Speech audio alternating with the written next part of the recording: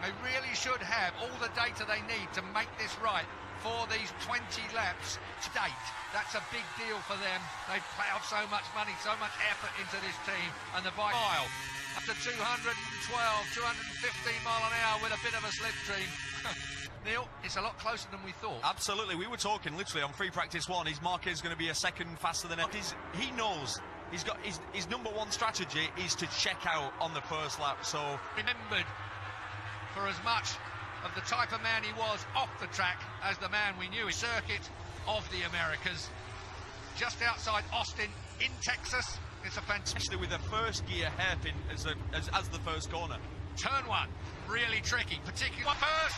Oh, good start from all of them, but Cal Crutchlow got an absolute stonker, and that was without a rolling stop. Bump there is massive on a MotoGP bike as you go through turn 2 onto turn 3, then it's turn 4, 5. The front though, already blasting away. Marc Marquez under pressure from a revitalised Valentino Rossy. Actually, this best bike all weekend, hasn't it? The Suzuki over the bumps, but I just think Rins is very, very. We are racing for second, which is it's hard to believe that they would say that, but.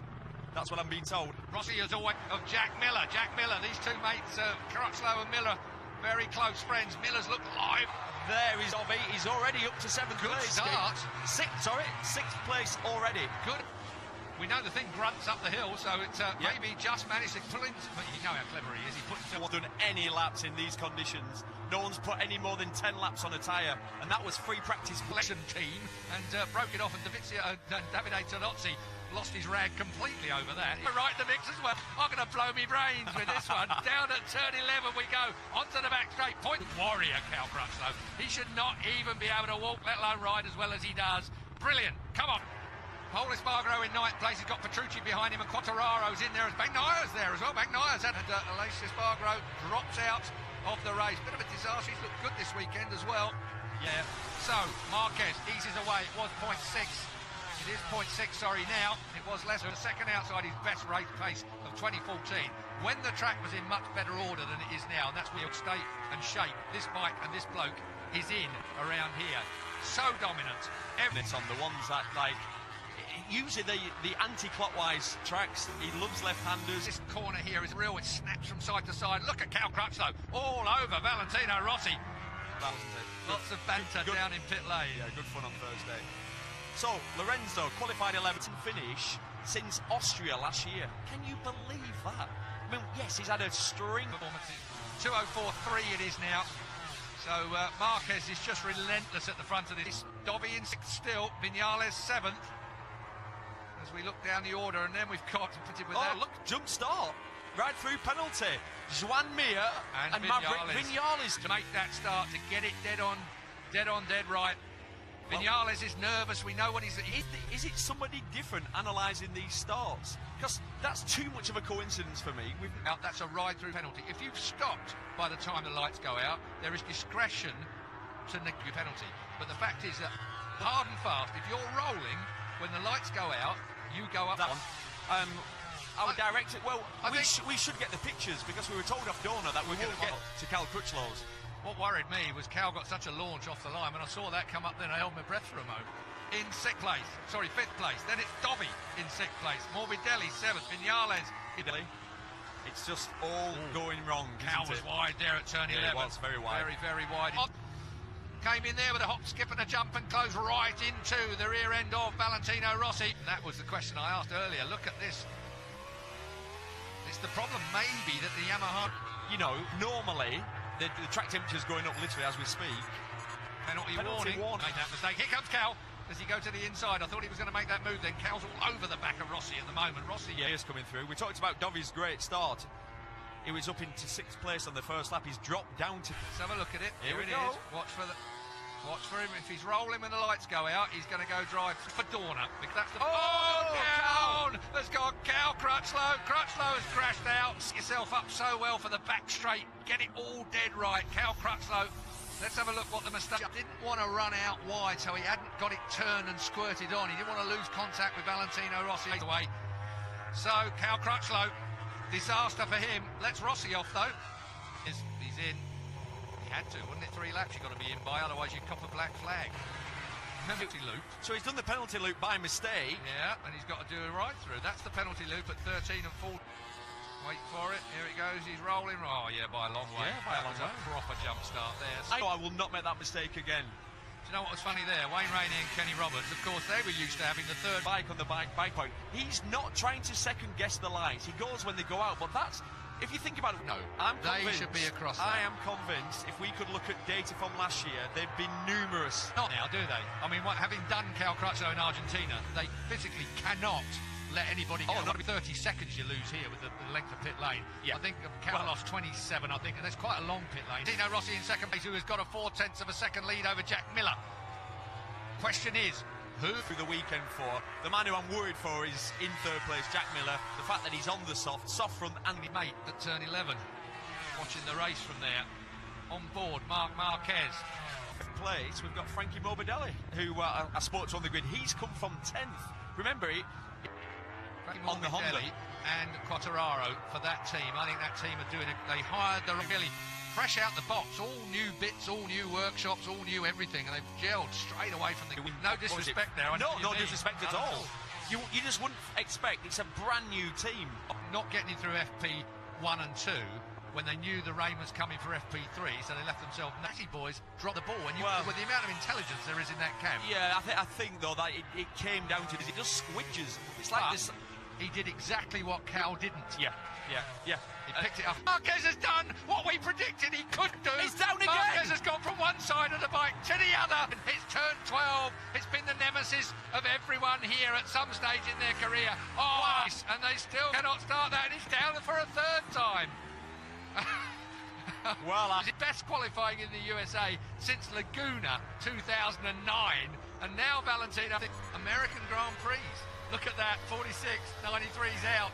That's on his team community. First crash he's had since Qatar.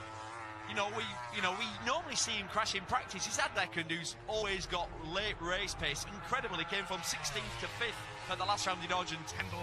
Valentino Rossi leads. The legend that is Marc Marquez has just been extinguished around. Excited just yet, I think, is the thing we're looking at here. This place will. Marc Marquez drops to third place. Rins is right there as well. What a championship. Works on his race pace. Valentino Rossi has normally got a motorbike that's good at the end of the race. And Kel Carruthers then 250cc world champion before the rest of the crew that have been working on when they were putting all the garage together. So they already have one injury this week back off. Tested just yet. Jack Miller, I think, is finding that tyre choice perhaps just a little bit tricky for the length on the KTM, and Benaya recovering from what's been an awful free practice and a lack of track time, remember. Strange crash. It was a strange crash. Very early. But that's the nature of the surface of this track, isn't it?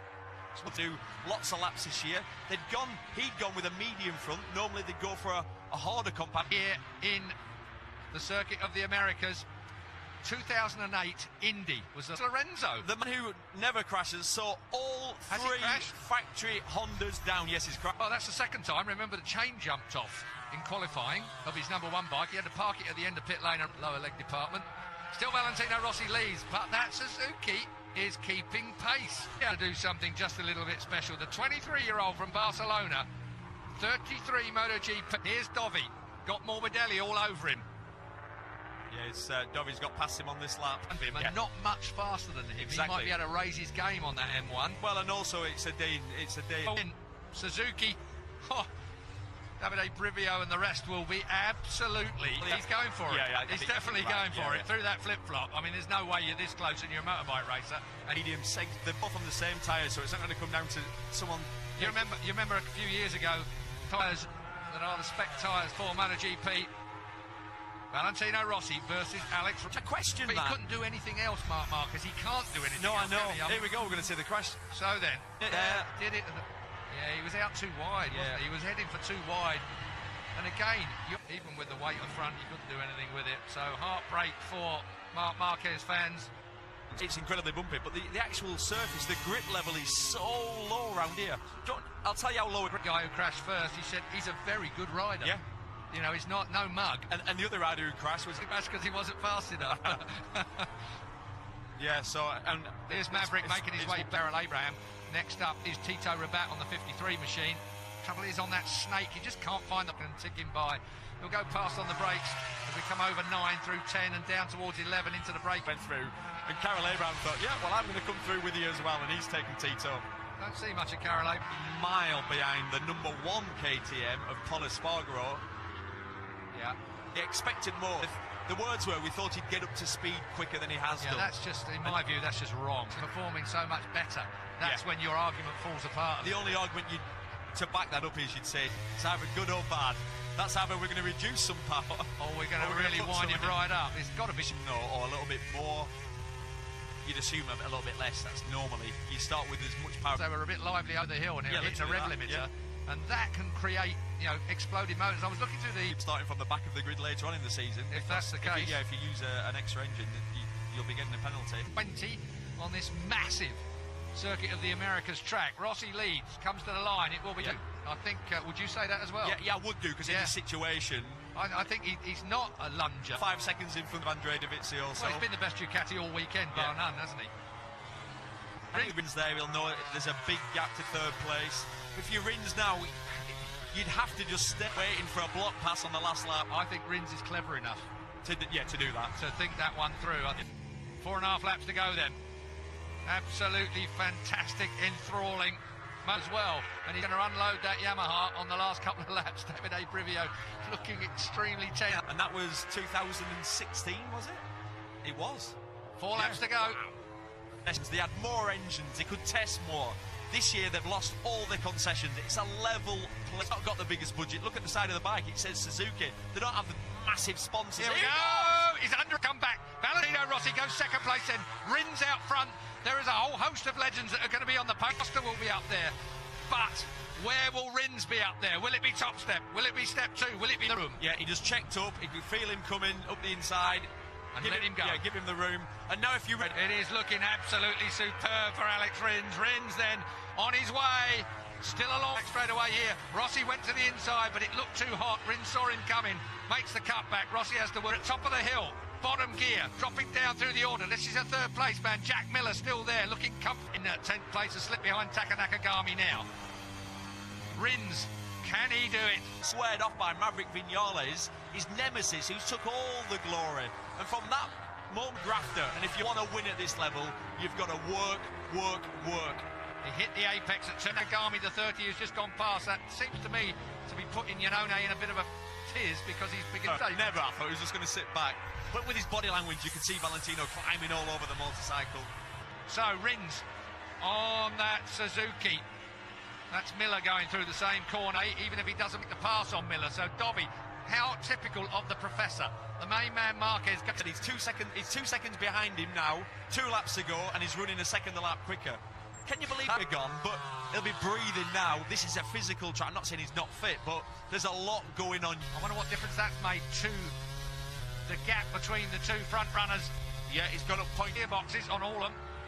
So they go down with such smoothness, such linear change. The biggest, best, most amazing moment of his life. And basically, he's got to the next lap. Suzuki are absolutely tight in the garage. Rins. Yep. Now it's dropping down through turn 2 where the big bump is. Rins is on his way. This is your third place man.